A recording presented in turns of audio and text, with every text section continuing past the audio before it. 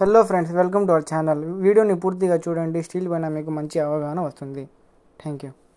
Hello friends, ఈ వీడియోలో మనం స్టీల్ బార్స్ గురించి పూర్తిగా తెలుసుకోబోతున్నాము. ఇవే మన 4 main topics.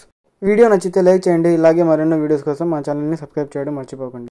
Number 1, what is steel bar? Steel bar అంటే ఏమిటి? ఐరన్ మరియు కార్బన్ని మిక్స్ చేసి హీట్ ట్రీట్మెంట్ ప్రాసెస్తో ఈ స్టీల్ బార్స్ తయారు చేయబడతాయి.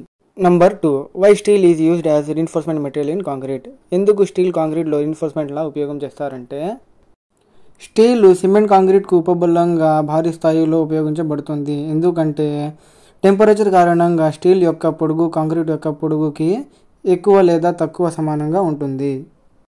కాంక్రీట్ యొక్క టెన్షన్ స్ట్రెంగ్త్ కంప్రెషన్తో పోల్చితే చాలా తక్కువ. అందుకే స్టీల్ వచ్చేసి రీన్ఫోర్స్మెంట్ బార్స్లా యూజ్ చేయడానికి ప్రధాన కారణం.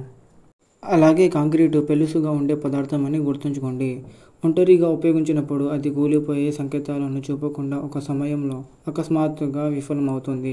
ఖచ్చితంగా ఇది నివాసితులకు మంచిది కాదు.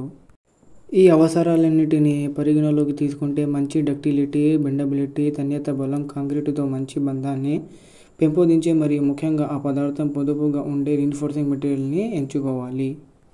ప్రస్తుతానికి ఈ అవసరాలను తీర్చగల ఏకైక పదార్థం స్టీల్. అంతేకాకుండా ఇది కాంక్రీటు వల్ల ఉష్ణ విస్తరణ యొక్క అదే గుణకాన్ని కూడా కలిగి ఉంటుంది. కాబట్టి రెండు మెటీరియల్లు ఒకదానితో ఒకటి బాగా కలిసిపోతాయి. ఇప్పటి వరకు మనం వీడియోలో 2 మెయిన్ పాయింట్స్ తెలుసుకున్నాము. Number 3, types of steel reinforcement bars. అంటే స్టీల్ బార్స్లో ఎన్ని రకాలు ఉన్నాయి? ఇవే మన 7 రకాల స్టీల్ బార్స్. నిర్మాణాన్ని బట్టి ఇవి మారుతాయి. గతంలో నుంచి ఇప్పటి వరకు ఉపయోగించుకుంటూ వస్తున్న స్టీల్ బార్స్ ఇవే. ముఖ్య గమనిక, స్టీల్ యొక్క ఫిజికల్ ప్రాపర్టీస్ ఇవే: కార్బన్ కంటెంట్, ఇంప్యూరిటీస్ మరియు heat treatment process of steel. Types of steel bars. Number 1 వచ్చేసి మైల్డ్ స్టీల్ బార్స్. మార్కెట్లో వివిధ రకాల స్టీల్ బార్లు అందుబాటులో ఉన్నాయి. ప్రాజెక్టు యొక్క అవసరాన్ని బట్టి సరైన స్టీల్ రీబార్ను ఎంచుకోవడం చాలా ముఖ్యం. ఈ బార్స్ని ప్లెయిన్ బార్స్ కూడా అనొచ్చు, ఎందుకంటే దీనికి గ్రిప్స్ ఉండవు. దీంట్లో కార్బన్ కంటెంట్ కూడా చాలా తక్కువగా ఉంటుంది. 0.15% to 0.30% పరిధిలో ఉంటుంది. ఇవి ప్లెయిన్గా ఉండడం వల్ల కాంక్రీట్కి దీనికి మధ్య బాండ్ ఉండదు. అయితే ఈ బార్లను రోడ్డు నిర్మాణంలో డోవెల్ రాడ్లుగా ఉపయోగిస్తారు. కంచెలు మరియు గేట్లను రూపొందించడానికి ఉపయోగిస్తారు. మైల్డ్ స్టీల్ బార్లని తెలుగులో తేలికపాటి స్టీల్ బార్లు అంటారు. Number 2, high yield strength deformed bars, HYSD bars. ఈ బార్లలో కార్బన్ కంటెంట్ ఎక్కువ ఉంటుంది మైల్డ్ స్టీల్ బార్లు కన్నా. 0.70 నుండి 1.5 పరిధిలో ఉంటుంది. స్టీల్ యొక్క కార్బన్ కంటెంట్ పెరుగుదల స్టీల్ యొక్క కాఠిన్యం మరియు సంపీడన బలాన్ని పెంచుతుంది, కానీ స్టీల్ యొక్క డక్టిలిటీ మరియు సున్నితత్వాన్ని తగ్గిస్తుంది. కాబట్టి HYSD బార్లు అధిక బలం మరియు తక్కువ డక్టిలిటీ కలిగి ఉంటాయి. దీనికి రిప్స్ కూడా అందించబడతాయి కాంక్రీటు మరియు స్టీల్ బాండ్లు పెంచడానికి. HYSD బార్ల బలం మైల్డ్ స్టీల్ బార్ల కంటే 40 నుండి 80% వరకు ఎక్కువ ఉండాలి. ఈ బార్లు నిర్మాణానికి ఉపబల బార్లుగా విస్తృతంగా ఉపయోగించబడుతున్నాయి. సాధారణంగా HYSD బార్లలో 3 గ్రేడ్లు ఉన్నాయి. అవి Fe250, Fe415, Fe500 Nm². Number 3, cold twisted deformed bars, CTD bars. పైన చెప్పినట్లుగా కార్బన్ కంటెంట్ ఒక నిర్దిష్ట పరిమితి వరకు పెరిగినప్పుడు స్టీలు పెళుసు పదార్థంలా ప్రవర్తిస్తుంది మరియు ఎటువంటి హెచ్చరిక ఇవ్వకుండానే అకస్మాత్తుగా విఫలమవుతుంది. ఈ సమస్య కారణంగా స్టీల్లోని కార్బన్ కంటెంట్ 1.5%కి పరిమితం చేయబడింది. ఇప్పుడు కార్బన్ కంటెంట్ పరిమితంగా ఉంది. ఇంజనీర్లు స్టీల్ పదార్థం యొక్క బలాన్ని సవరించడానికి ఇతర మార్గాలను అవలంబించారు. వేడి స్టీల్ కడ్డీలను చల్లని స్థితిలో అంటే గది ఉష్ణోగ్రతలో మెల్లి తిప్పడం ద్వారా CTD బార్లు ఉత్పత్తి చేయబడతాయి. ఇది అధిక బలాన్ని కలిగి ఉంటుంది మరియు వక్రీకృత పక్కటెముకల కాంక్రీటు బంధాన్ని మెరుగుపరుస్తాయి. కానీ ఒకే సమస్య ఏమిటంటే మెల్లి తిప్పడం వలన బార్లు యొక్క సూక్ష్మ నిర్మాణాలు మార్చబడతాయి మరియు ఇది ఈజీగా తుప్పుపడడం వల్ల ఉపయోగించడం లేదు. Number 4, thermomechanically treated bars, TMT bars. పైన చెప్పినట్లుగా కార్బన్ కంటెంట్ పెరుగుదల మరియు స్టీలు కడ్డీలు చల్లని పని సంఖ్య సమస్యలను సృష్టించింది. కాబట్టి ఇంజనీర్లు మెరుగైన ఉపదల పదార్థాన్ని రూపొందించడానికి స్టీలు యొక్క వేడి చికిత్స ప్రక్రియను సవరించడానికి ఒక ఆలోచనతో ముందుకు వచ్చారు. TMT బార్లు వేడి స్టీల్ వైర్లను రోలింగ్ చేయడం ద్వారా తయారు చేయబడతాయి మరియు వెంటనే నీటిలో చల్లబడతాయి.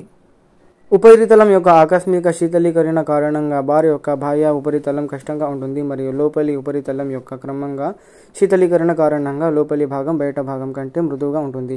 టీఎంటీ బార్లు వాటి అత్యుత్తమ లక్షణాల కారణంగా ఇటీవల సంవత్సరంలో మరింత ప్రాచుర్యం పొందాయి. అధిక బలం, అధిక డక్టిలిటీ మరియు బెండబిలిటీ, వెల్డబిలిటీ, భూకంప నిరోధకత మరియు అలసట నిరోధకత. Number 5 corrosion resistant steel bars CRS bars. ఈ బార్లు కార్బన్ కంటెంట్తో పాటు రాగి మరియు క్రోమియం వంటి తుప్పు నిరోధక మూలకాల యొక్క తక్కువ శాతాన్ని కలిగి ఉంటాయి. తుప్పు నిరోధక అంశాలు 0.5% నుండి 1.5% పరిధిలో ఉంటాయి. ఇవి bridges, ports, harbours, chemical factories, high rise బిల్డింగ్స్కి ఉపయోగిస్తారు. Stainless steel bars. Stainless steels అంటే కనీసం 12% క్రోమియం కలిగి ఉండే మిశ్రయాలు. స్టెయిన్లెస్ స్టీల్ రీబార్లను ఉపయోగించడం వల్ల కలిగే ప్రధాన ప్రయోజనాలు ఇవే. ఇది తుప్పు నిరోధకత, ఇది అధిక బలం, అధిక డక్టిలిటీ మరియు అధిక మన్నికను కలిగి ఉంటుంది. ఇది అగ్ని నిరోధక లక్షణాలను కలిగి ఉంటుంది. ఇది మంచి సౌందర్యాన్ని కలిగి ఉంటుంది. సహజంగానే స్టెయిన్లెస్ స్టీల్ రీబార్లు ఏ ఇతర స్టీల్ రీబార్ల కంటే ఖరీదైనవి కాబట్టి ఇది కొన్ని నిర్మాణాలకు ఆర్థికంగా ఉండదు. Number 7 epoxy coated steel bars. Steel పైన ఓ లేయర్ మాదిరిగా ఎపాక్సీని పూత చేస్తారు. దీనివల్ల స్టీల్కి తుప్పు పట్టదు. దానికి తోడు ఎపాక్సీ పూత స్టీలు మరియు చుట్టుపక్కల కాంక్రీటు యొక్క బంధాన్ని మెరుగుపరుస్తుంది. దీనికి మిగతా స్టీల్తో పోల్చుకుంటే ఇవి ఖర్చుతో కూడుకున్నవి మరియు విస్తృతంగా ఉపయోగించబడతాయి. అయినప్పటికీ దీనికి చాలా జాగ్రత్తగా నిర్వహించాలి మరియు ఉంచాలి. ఎపాక్సీ దెబ్బతిన్నట్లయితే తుప్పు వేగంగా జరగవచ్చు. Number 4 rate of steel bar with sizes. Steel bar ధరలు మరియు పరిమాణం. ఈ చార్ట్లో మీరు చూడొచ్చు steel price per KG in India అని ఉంది. వేరే వేరే బ్రాండ్స్ కూడా ఉన్నాయి. దీంట్లో ముఖ్యమైన brands Tata టిస్కాన్, JSW new steel. మీరు ఒకవేళ స్టీల్ తీసుకోవాలనుకుంటే ఈ 2 కంపెనీల నుంచి తీసుకోవచ్చు. ఏ ఇల్లు నిర్మాణాలకైనా స్టార్టింగ్ నుంచి 8mm, 10mm, 12mm, 16mm, 20mm, 25mm bars use చేస్తారు. ముఖ్యంగా పిల్లలకు స్టార్టింగ్ 12mm సైజు యూజ్ చేస్తారు బార్స్. దాని తర్వాత సైజ్కి బట్టి కేజీ ప్రకారంలో రేట్ ఉంది. ఇప్పుడు 12mm సైజ్ తీసుకుంటే టాటా డిస్కౌంట్ వచ్చేసి 67.53 రూపీస్ ఉంది. JSW స్టీల్ వచ్చేసి 74.19 రూపీస్ ఉంది. స్టీల్ బార్ లెంత్ వచ్చేసి 38 feet to 40 feet వస్తుంది. అండ్ స్టీల్ బార్ వెయిట్ వచ్చేసి 10.66 kg. ఇప్పుడు పిల్లల కోసం వెయిట్ ప్రకారంగా టాటా డిస్కౌంట్ బార్ తీసుకుంటే 12mm బార్ వచ్చేసి 67.53. 10.66 into 67.53 కొడితే 719 రూపీస్ వస్తుంది. మనకి ఈచ్ బార్ పడేది 719 రూపీస్. నిర్మాణ పరిశ్రమలో ఉపయోగించే స్టీల్ రీబార్ల రకాల గురించి మీరు తెలుసుకోవలసిన ప్రతి దాన్ని మీరు అర్థం చేసుకున్నారని ఆశిస్తున్నాను. మీకు ఈ వీడియో ఉపయోగకరంగా ఉంటే కింద కామెంట్ సెక్షన్లో తెలియజేయండి. అలాగే వీడియోని లైక్ షేర్ చేయడం మర్చిపోకండి. ఈ వీడియో మీ ఫ్రెండ్స్ అండ్ రిలేటివ్స్కి షేర్ చేయండి. స్టీల్ పైన అవగాహన లేని వాళ్ళకి తెలియజేయండి. ఒకవేళ మీరు మా ఛానల్కి కొత్త అయితే మా ఛానల్ని సబ్స్క్రైబ్ చేయడం మర్చిపోకండి. Thank you.